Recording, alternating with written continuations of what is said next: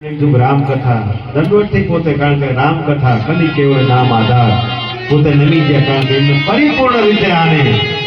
બાપ ન્યાય આપ્યો છે આ કથાને વધારે એના વખાણ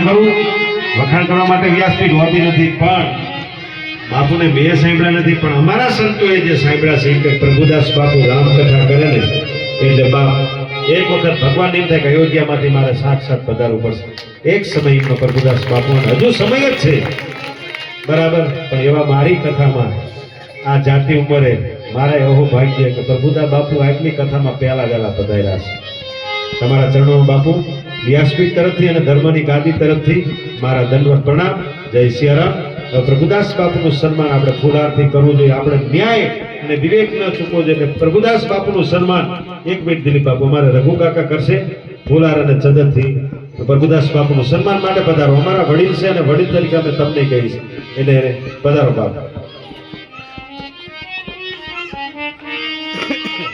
બહુ સરસ અમારા સાધુડો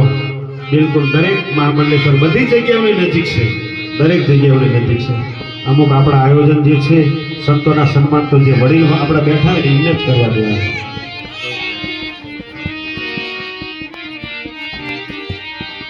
બોલીએ શ્રી રામચંદ્ર ભગવાન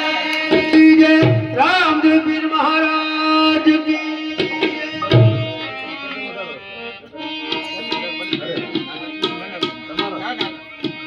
અરે બાપુ ને